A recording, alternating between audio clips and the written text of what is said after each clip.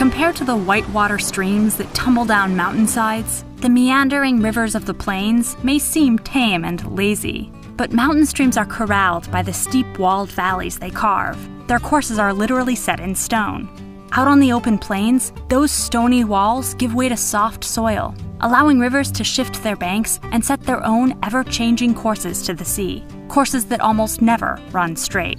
At least not for long, because all it takes to turn a straight stretch of river into a bendy one is a little disturbance and a lot of time. And in nature, there's plenty of both.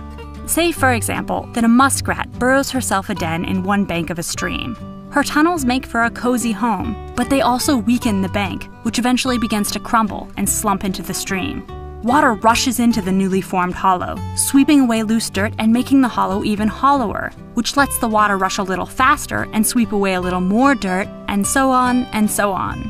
As more of the stream's flow is diverted into the deepening hole on one bank and away from the other side of the channel, the flow there weakens and slows. And since slow-moving water can't carry the sand-sized particles that fast-moving water can, the dirt drops to the bottom and builds up to make the water there even shallower and slower, and then keeps accumulating until it becomes new land on the inside bank. Meanwhile, the fast-moving water near the outside bank sweeps out of the curve with enough momentum to carry it across the channel and slam it into the other side, where it starts to carve another curve, and then another, and then another, and then another.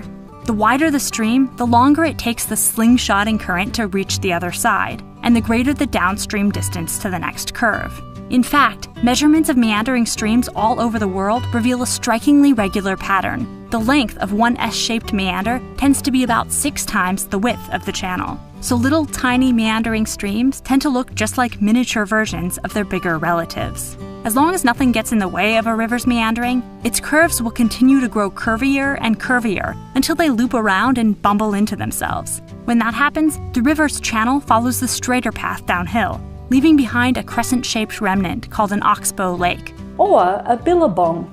O un lago en herradura. Ou un bras mort. We have lots of names for these lakes, since they can occur pretty much anywhere liquid flows, or used to. Which brings up an interesting question. What do the Martians call them?